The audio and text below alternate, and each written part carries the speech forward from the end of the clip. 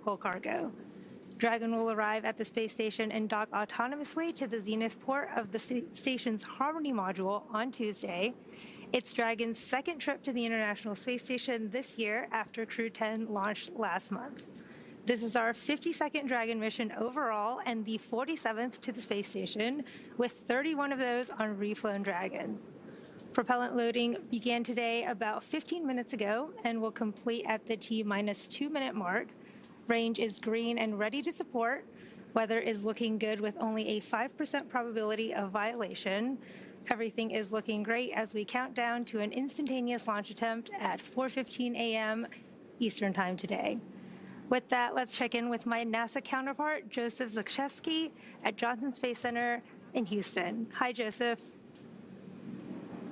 Hello, Yomei. It's great to see you again. We are joining you from the International Space Station Flight Control Room here at NASA's Johnson Space Center in Houston, Texas. This is where mission operations are coordinated 24/7 to ensure the health, safety, and success of the orbiting laboratory. And it's an exciting place to be during a launch like this morning's. Right now, our flight control team, led by Flight Director Diane Daly, and the Horizon flight team are actively monitoring all systems aboard the International Space Station as we prepare to receive the delivery of cargo and science on Dragon. And Dragon's ultimate destination, of course, is the International Space Station, and the entire team here in Houston is working closely with you and the team in Hawthorne, California, and the launch team at NASA's Kennedy Space Center in Florida to ensure everything's on track. This level of coordination across multiple teams, time zones, and specialties is what makes missions like these possible. At this hour, I'm happy to report that all systems are looking good, and the team here in Mission Control is go for launch.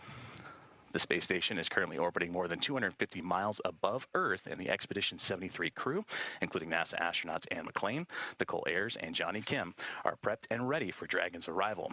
They've reviewed all the procedures, configured equipment, and are well rested for what will be a busy day on orbit today and tomorrow when Dragon is expected to dock. This delivery includes thousands of pounds of supplies, critical hardware, and scientific investigations that will keep the crew busy and support ongoing research. We'll be watching closely here as the countdown continues and the mission gets underway. For now, I'll turn it back to Hawthorne for a closer look at the launch vehicle and spacecraft supporting this commercial resupply services mission. Take it away, Yomei. Thanks, Joseph. As we continue to count down, let's take a closer look at the vehicles that will be taking Sirius-32 to the space station today. Sitting atop the Falcon 9, Dragon and its trunk stand over 27 feet tall. The spacecraft is headed for the Zenith docking port on the station that was just vacated by Crew 9, which returned home a few weeks ago. Dragon's trunk holds solar cells that provide power while it's in free flight. Stage 2 LOX load has started. The trunk can also carry unpressurized cargo, which it will be doing today. There are 16 Draco thrusters on board that can be used in space to help navigate the spacecraft to its destination, each providing about 90 pounds of force. Dragon has played a significant role in advancing our future in space by safely transporting crew and cargo to and from the station. There are currently 4 Dragon spacecraft supporting human spaceflight missions that have docked to the station. Their names are Endeavour, Resilience, Endurance, and Freedom. And we have an additional 3 Dragon supporting cargo missions, one of which is the one supporting today's mission. Sirius-32 will be delivered to orbit today on SpaceX's Falcon 9 rocket, which provides 1.7 million pounds of thrust on its first stage thanks to its 9 Merlin M1D engines. Today's booster last flew in March for the NROL 69 mission and also flew a Starlink mission in February. Once the first and second stages separate, the Merlin engines are also used to help land the first stage back on Earth. Today, the booster will be attempting to land at Landing Zone 1, just down the road from the launch pad. Meanwhile, the second stage will continue to orbit, powered by one single Merlin vacuum engine with over 220,000 pounds of thrust. The second stage will secure Dragon's entry into low Earth orbit before separating, leaving Dragon to continue its journey on its own thrusters. About 50 seconds after separation, Dragon's nose cone deploy sequence will begin, exposing its guidance navigation controls that help Dragon autonomously fly to the space station. With T0 coming up in just under 15 minutes, our teams in Florida are doing a series of system checks to ensure Dragon and Falcon 9 are ready to fly. While the countdown continues, let's talk about a new capability Dragon has in development. Last year, during CRS-31, Dragon successfully performed a reboost test for NASA that demonstrated Dragon's ability to change the station's orbit, increasing the station's altitude over the course of about 12 minutes. The maneuver changed the station's velocity by the planned 0.27 meters per second and gathered data on Dragon's propulsion system performance, overall loads, and dynamics on both station and Dragon. That test helped inform what we're planning for CRS-33, where Dragon will fly an extended mission and repeat the reboost demo with a modified trunk called the Boost Trunk. This modified trunk will give Dragon the ability to change the station's velocity by up to 10 meters per second. Testing these added capabilities will provide NASA with additional options for station operations in the upcoming years. Findings from these tests will also directly inform our efforts to build the U.S. deorbit vehicle for NASA. The deorbit vehicle will perform a critical burn to deorbit the laboratory at the end of its planned service life. But right now, the station is not going anywhere, so let's get back to our mission in progress and check back in with Joseph at JSC. Thanks, Yome, and that's right. The International Space Station is truly in its golden era of research and exploration. For nearly 25 years, it stood as a symbol of what's possible through collaboration and innovation. Since November 2nd of the year 2000, humans have lived and worked aboard the orbiting laboratory continuously, pushing the boundaries of human spaceflight and scientific discovery. This station has welcomed more than 280 people from around the world and supported over 4,000 research investigations leading to breakthroughs in medicine, materials, and technology that benefit life on Earth and future of missions deeper into space. It's inspired millions of students through education programs and demonstrated the strength of international partnerships. As we look ahead to the 25th anniversary of continuous human presence this November, the space station remains a powerful example of what humanity can achieve together. With future commercial space stations on the horizon and missions to the Moon and Mars and beyond underway, the discoveries made here continue to shape the future of space exploration. The International Space Station, 25 years of innovation, discovery, and enduring spirit of exploration. And liftoff. International Space Station is underway. We are in the golden age of the space station right now in terms of the return on investment and what we're able to do there. One of the great legacies of the space station is not just going to be science, but very importantly, the international cooperation. This is perhaps most prominent, international cooperation for exploration.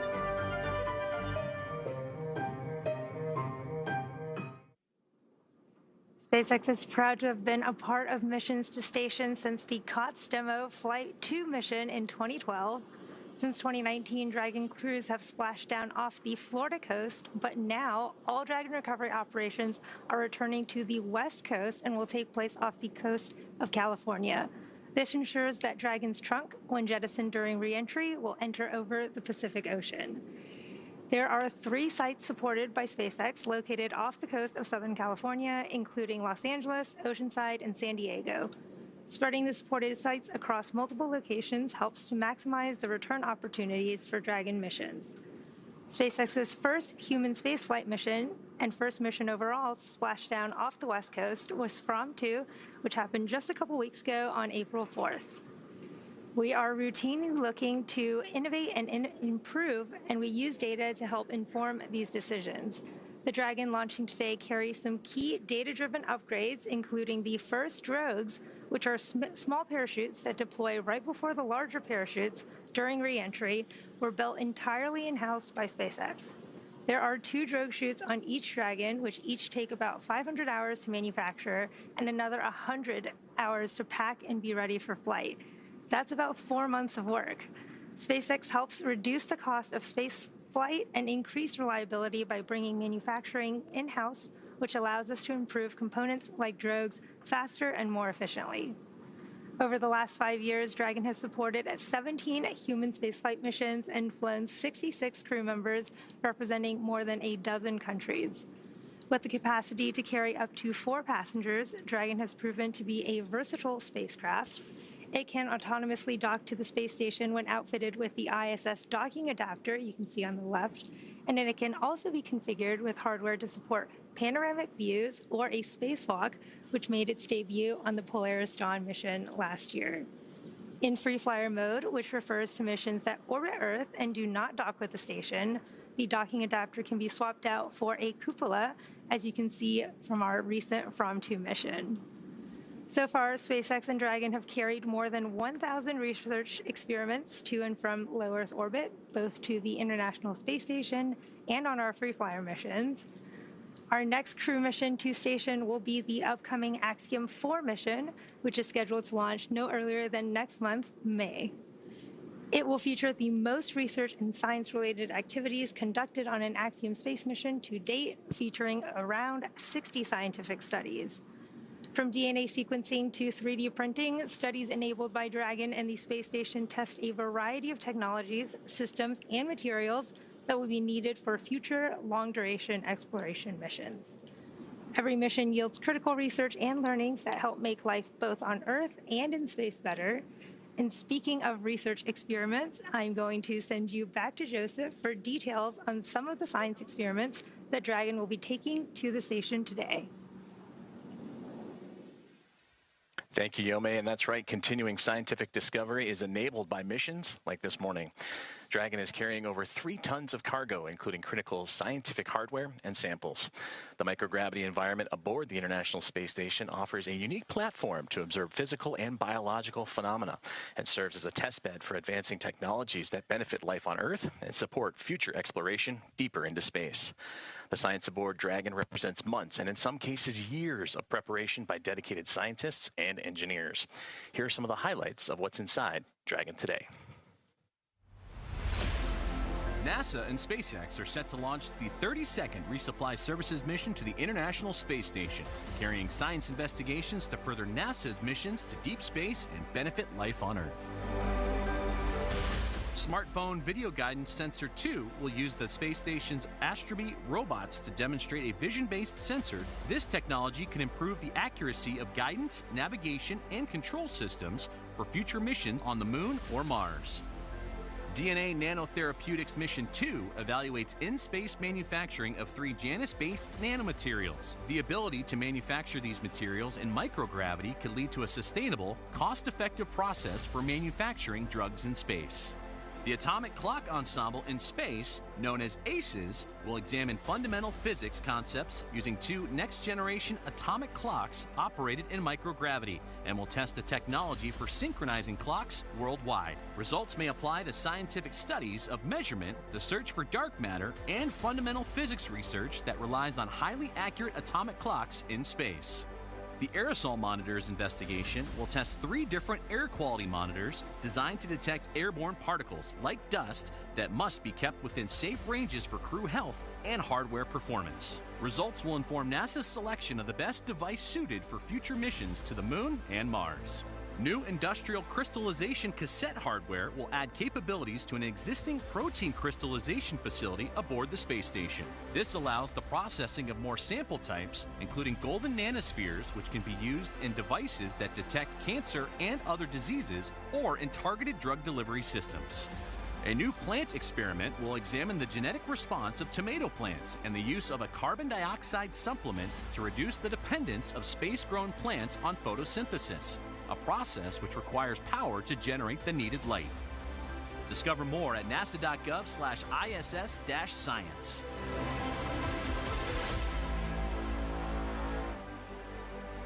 Here at just about T-minus 5.5 minutes, all systems are currently go for an on-time liftoff. Strong back retraction will begin shortly. And in preparation for retraction, the clamp arms around the second stage will open, and then the strong back will recline away from the Falcon 9. Now, when we say strong back, we mean the transporter erector, which is that large truss structure next to the Falcon 9, which will lean back slowly away from the rocket in preparation for liftoff. Now, the clamp arms are located just below where the Dragon is on the second stage, and they will begin to slowly open here in just a few moments. For strong back retract. Dragon is in terminal count and is on internal power. There's that call out. Dragon is in internal power, and we are getting ready for strong back retraction. You should be able to see those clamp arms open slowly here. They're kind of covered in gas cold gas from the cryo loading, but they should be Strong opening back lower has started. here shortly. There's the call out for the strong back retraction sequence has started.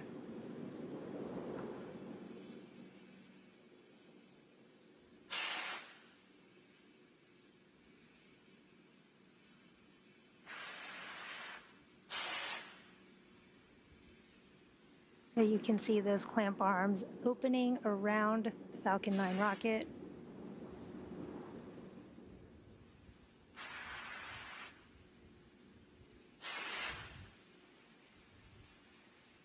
Clamp arms are now fully open, and you should see that strong back begin to recline away from the Falcon 9 booster.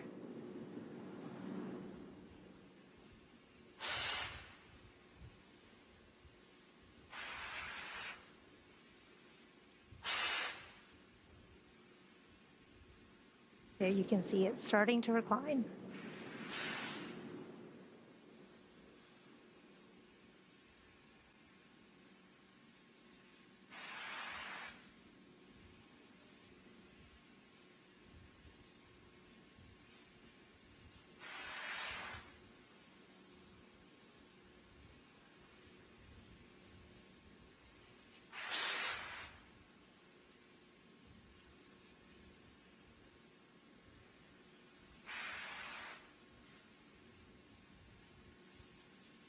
And there you saw the strong back recline. The range around the launch site also green. If for some reason we are unable to launch this morning, we will have a backup opportunity tomorrow, April 22nd at 3:53 a.m. Eastern. As you heard, that call out for stage 1 liquid oxygen loading has been completed.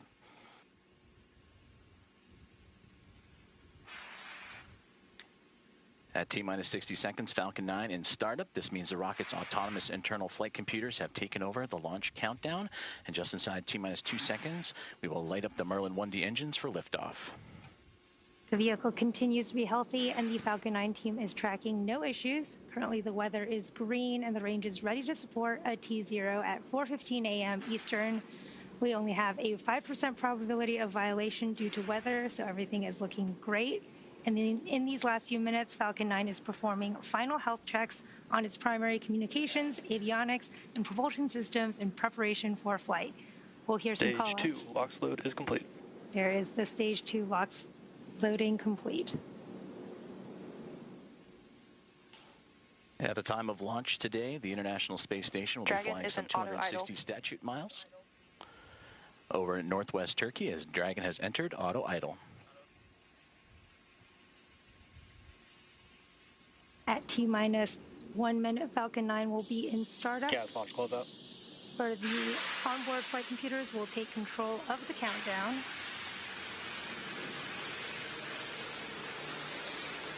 Dragon will also transition to internal power at this time.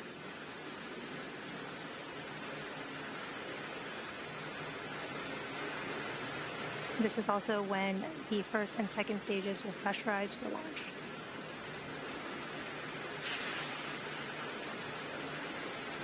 Falcon 9 is in startup. We are now in startup. Dragon is in countdown.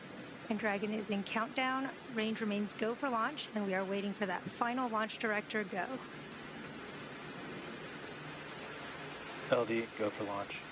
There is that launch director go for launch. All systems are go for a launch of Falcon 9 and the Sierra-32 mission.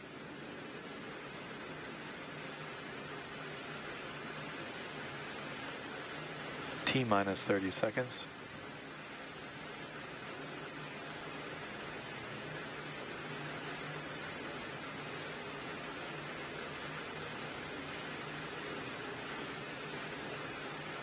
T-minus 15. T-minus 10, 9, 8, 7, 6, 5, 4, 3, 2, 1. Ignition and liftoff. Go Falcon, go Dragon.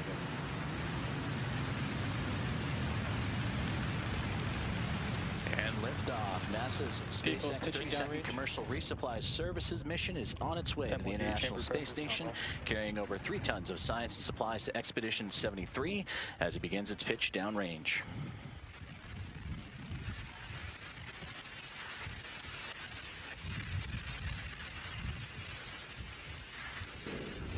Falcon 9 has successfully lifted off from Launch Complex 39A at NASA's Kennedy Space Center in Florida. During ascent, we tilt or gimbal the engines, guiding the rocket into what we call a gravity turn. During this turn, the vehicle is flying. Everything is looking good. In just a few moments here, you'll hear the call out for max Falcon Q. is supersonic. Falcon is now faster than the speed of sound, and max Q is the period of maximum aerodynamic pressure that the vehicle will see in ascent. Max Q. There is that call out for max Q. And coming up shortly, we will have a few events in quick succession, starting with MECO, or main engine cutoff, followed by stage separation, MVAC chill. second engine start 1, and the boost back burn. You heard that call out for MVAC chill as it prepares for second engine startup. Now, main engine cutoff, or MECO, is the point in flight where we shut down the 9 Merlin 1D engines on the first stage. Shortly after that, stage 1 and 2 will separate from each other, with the first stage booster beginning its trip back to Earth. Second engine start 1, or SES1, is when we ignite that single Merlin vacuum engine on the second stage. The boost back burn will then start up on the first stage, which is one of the 3 burns required for the vehicle to make its way back to today's landing zone. This burn assists the vehicle to reorient itself back towards land. And in just under 10 seconds here, we should have main engine cutoff, and you'll see those 9 Merlin 1D engines on the first stage shut down. Main engine cutoff. Stage separation confirmed.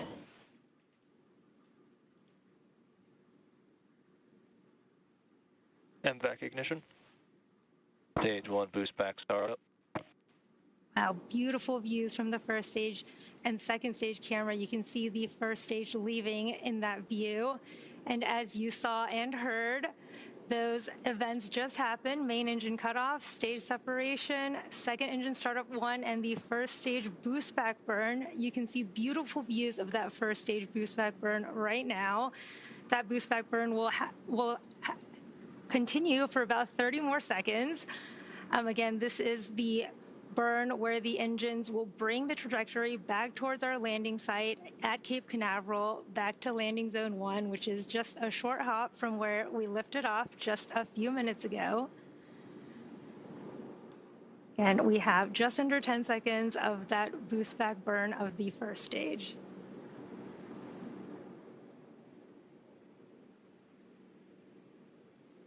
Stage 1 boost back shutdown. There is the shutdown of that first stage boost back burn. You can see the second stage is still in the middle of its burn. And in about 3 minutes, there will be 2 additional burns on our first stage to prepare for its landing at landing zone 1 at Cape Canaveral. We are just under T plus 4 minutes Both into vehicles are on a nominal trajectory. Into today's mission. You just heard the call out that both first and second stage are on a nominal trajectory. CRS-32 is SpaceX's 45th launch this year. We are coming up on entry burn of the first stage and then second engine cutoff of the second stage. Around the T plus 6 minute mark, you should see on your screen the first stage's entry burn. For that entry burn, we relight 3 of the 9 M1D engines on the first stage, starting with the center E9 engine, followed shortly after by the E1 and E5 engines. And this burn will slow the vehicle down as it passes back into the Earth's atmosphere. We need to slow down to reduce re-entry forces, which help us to recover and reuse the first stage. You can follow along on the screen to the bottom left and right of your screen. You can see the stage 1 telemetry on the bottom left and the stage 2 telemetry on the bottom right. And again, Both vehicles continue to follow a nominal trajectory. both first and second stages continue to be on a good trajectory. And on your screen is the second stage MVAC engine glowing in the middle of its burn, carrying our CRS-32 mission with the Dragon and trunk on top of the second stage right now. We are under a minute to the start of that first stage entry burn. Again, this will be a 3-engine burn of our first stage as it slows itself down. making its way back to landing zone 1.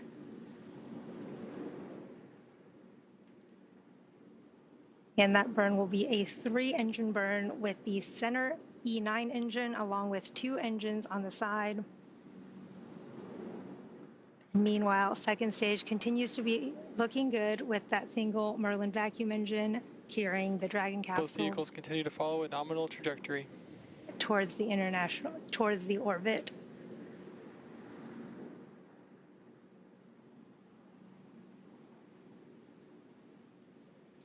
Just a few seconds away from the start of that first stage entry burn. Stage 1 entry burn startup. There is that start of the first stage entry burn.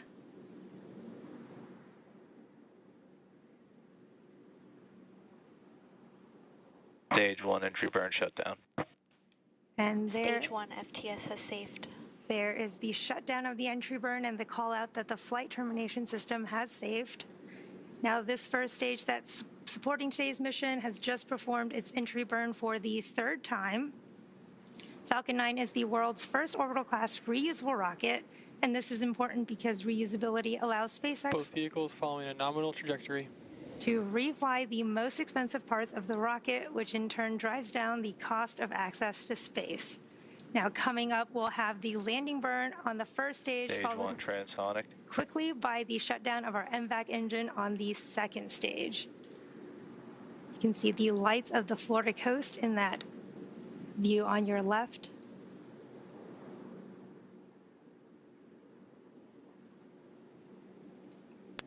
Stage 1 landing burn. There is the start of our stage 1 landing burn. We're now waiting for Falcon 9 to make that precision landing. Deploy.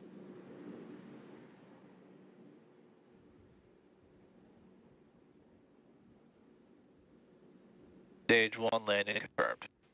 What a beautiful view of that stage 1 landing. And there you have it. That landing marks SpaceX's 434th recovery of an orbital class rocket, including first stage landings for Falcon 9 and Heavy. We are now looking at stage 2. Stage 2 is in terminal guidance, which is carrying our CRS-32 mission, and it is in the middle of its burn with the second engine cut off in just a few moments here. Stage 2 FTS has saved.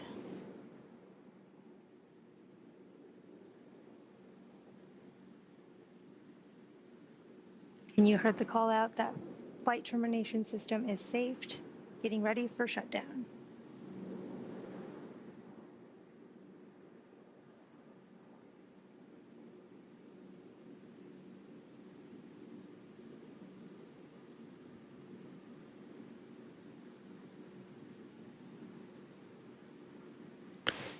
nominal park orbit insertion. There we got confirmation. We did have second engine cutoff, and we did have confirmation of a good orbit. It looks like we are on track for Dragon separation in just under 30 seconds here. The vehicle is now coasting with Dragon attached, and we are just moments away from spacecraft separation. We're seeing a great view from the second stage as it cools down and prepares to separate Dragon so that it may begin its journey to the International Space Station.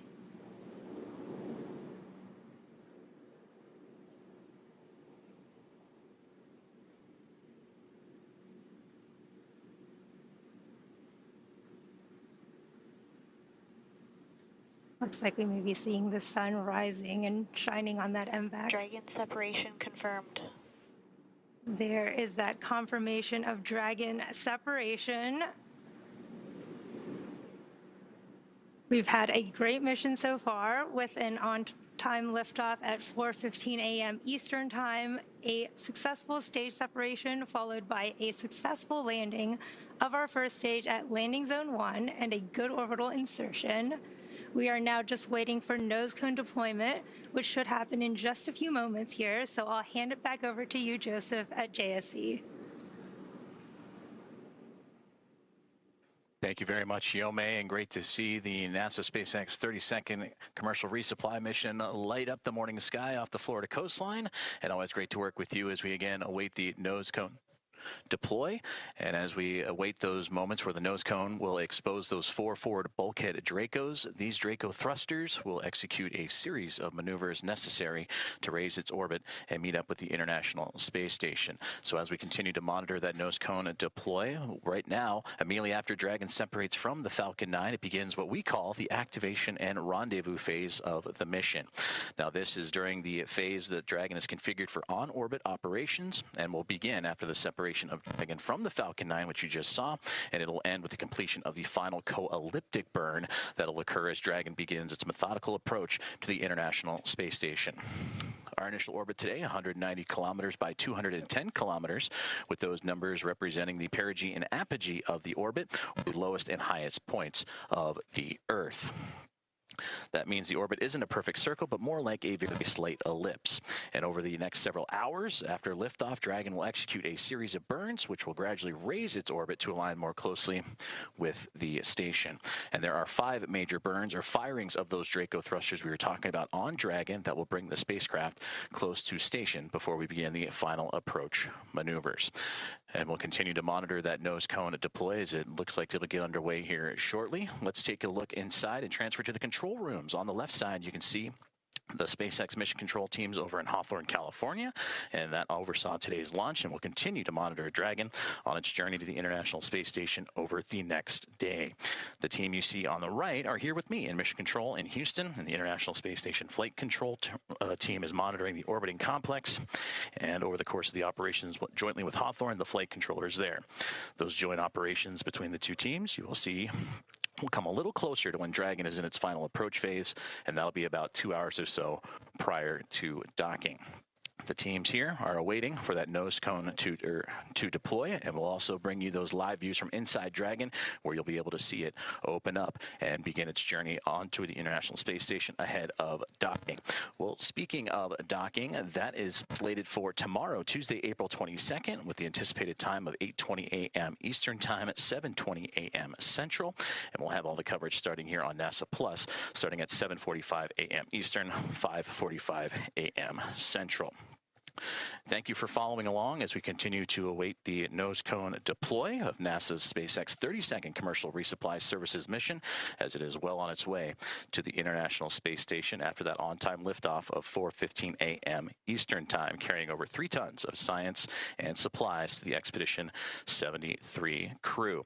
And that includes NASA astronauts Anne McClain, who you can see in the front right-hand side, along with Nicole Ayers on the front left, Johnny Kim, who is on that back left-hand side, just over in the background, JAXA astronaut and Expedition Commander, newly minted Commander of Expedition 73, Takuya Onishi, and Roscosmos cosmonauts Kirill Peskov, Sergei Ryzhikov, and Alexei Zubritsky joining up for Expedition 73.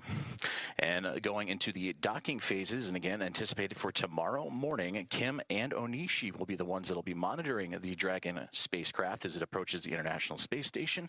And they just arrived on station pretty recently. For Johnny Kim, just arrived on station nearly 2 weeks ago, back on April 8th. And for Takuya Onishi on the right-hand side, he was just ahead of him with Crew 10 as he would arrive to the orbiting laboratory back on March 16th. And we mentioned that Onishi, the newly minted Commander of Expedition 73, and that was just a couple of days ago on April 18th, and what has been a pretty busy weekend for overall spaceflight involving the International Space Station.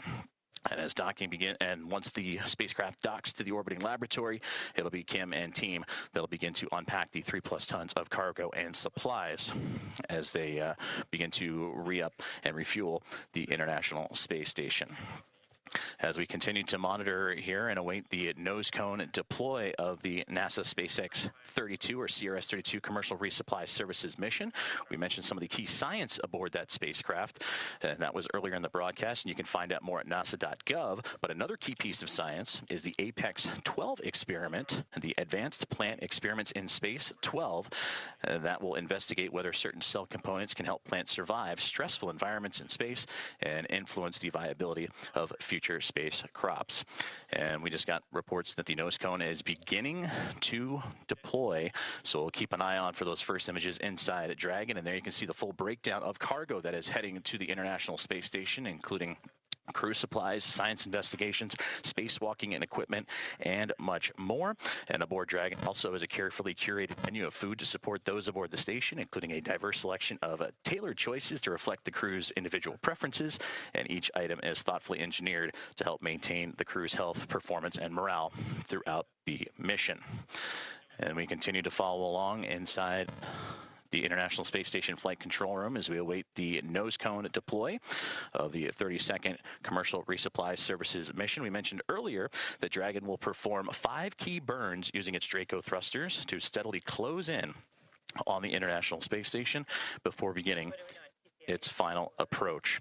Well, that first burn, the first major burn, is the phase burn, which happens at the highest point or apogee of Dragon's very first orbit as it's well on its way. It raises the lowest port or the orbit or the perigee, helping Dragon get closer to the space station's path. Burn number 2 is the boost burn, which is based on what our